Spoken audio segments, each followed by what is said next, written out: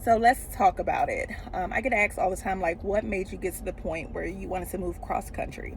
And I will just sum it up that growing up, I never felt like I belonged to my family. Just because you blood doesn't mean that you're family. I felt like I was never fully taken care of. I felt like I was just, that child that was just there. I feel like people could have done a lot more for me. And I feel like there are some unsaid reasons about why family treats you the way they do, but I feel like there was a lot of that going on. I looked at how other children in my family were being treated, and it wasn't it for me. But as a kid, you just learn to adapt.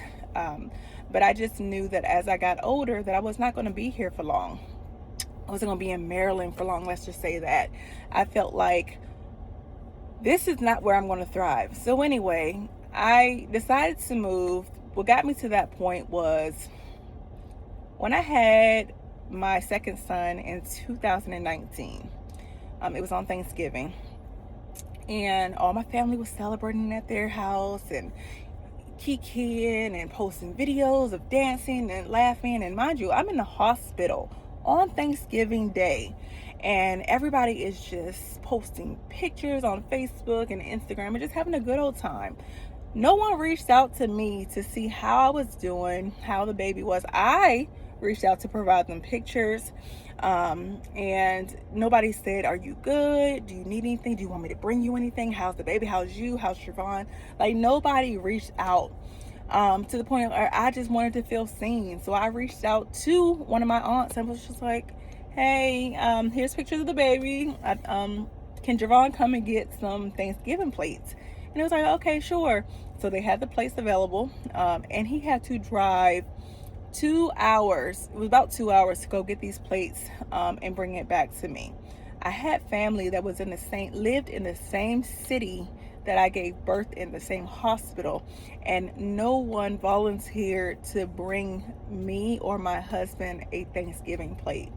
So that just right there was like the straw that broke the camel's back. I am just having a baby, and not one person in my family could reach out to say, "Do you need anything?" Like, mind you, I'm not the one to ask for anything, okay? I don't need anything from anyone. I will do everything by myself. And this was even prior to my husband. I didn't ask for anyone for anything. It's just time. Like, just show me some time. Act like you want to be a part of my family or my kids' life.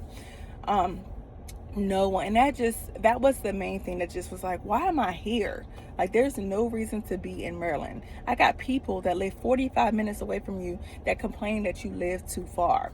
So anytime I wanted to be involved with an activity, I had to pack up my entire tribe, or including husband. I had the van.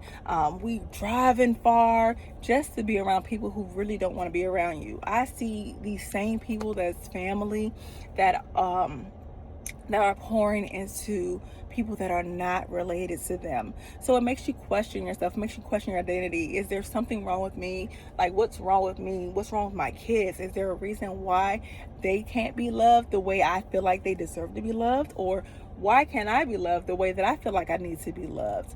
I'm constantly looking at my phone. I'm wondering, like, is anyone going to text? Mind you, I've been away. I've been in a new state for a year, actually a year now, and no one has reached out. Like, I have made the effort to reach out to someone to say happy birthday, but no one has reached out to me, and it just is very, very disheartening. And I'll go into more about how things are going, with me moving, but I just wanted to get to the bottom of it about why I left. When you are constantly pouring into people who are not pouring into you, um, it's your time to make an exit. Like, create a plan and just go for it. I had to do a lot of praying before I left. I had to do a lot of self-reflecting. I had to talk to God on a personal level to make sure that this was the right decision for me and my family. And everything was leading towards, you have got to go. You're not going to thrive where you are. So I've made the decision, and I think a lot of people are thinking that my husband is forcing me to leave, or my husband has forced me to leave. No, my husband has just been in support. I told him when I met him that I don't want to be here, and I'm sorry. I had to apologize to my husband because I let him know that you are marrying into a family that is not the family that you deserve. And what I mean by that is, we're not going to be going to family cookouts where people are happy to see you, or family showing up for one another. Like, that's just not my family. And that goes on both sides. I don't even know anyone on my father's side. So it's just like, I've been here my whole life in Maryland, wondering why I'm in Maryland.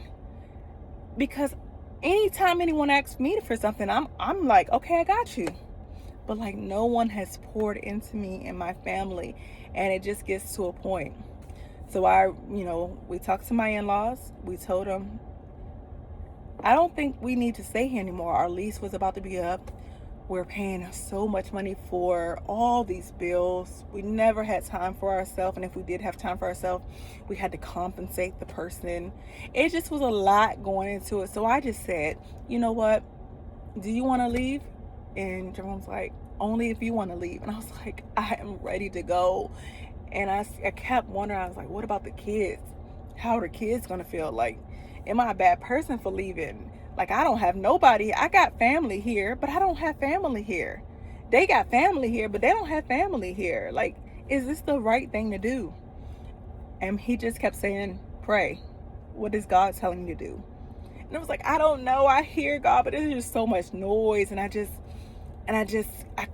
didn't know what to do. So something came over me and was like, you need to leave.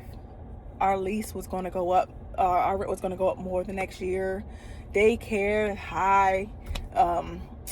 Just kids getting older, needing so much more stuff. They just need more active people in their life. And I just said, I'm ready to go. I'm ready to go. I had a good job. My husband was working for the government. He had a good job. And we both put our notices in without a plan. Like, we just knew that God was going to take care of everything. And we put our notices in. 2 weeks, we left our jobs. I had 2 weeks to get the house together. I had sold a lot of stuff. I had good furniture too. Like, I was always buying stuff. I had no reason buying all this stuff, but I had good furniture. So I sold some stuff, and I also gave away a lot of stuff. And then my in-laws said, okay, we coming. So they came up and they packed up the U-Haul and drove it down. And ever since then, life has changed for us. And I will talk about that in another video. But I just want to say that if you ever feel like you are questioning who you are, in an environment that is no longer serving you, I feel like it's time for you to take that chance and just go. If you want to hear more about my life and the background stories, and just let me know. Like, I am open to sharing information. I just feel like I'm at a point in my life where it's time for me to let go of everything that has been hindering me. Again, I won't put names out there, but those of you that know me know my family. But yeah, it's just time for me to really just share and live my life to the fullest. Like, I'm no longer bound by things that are no longer serving me. And if this resonates with you, then come along the journey. Share your journey with me. But don't stay where you're not wanted. Don't stay where you're not wanted. And stay tuned for part 2.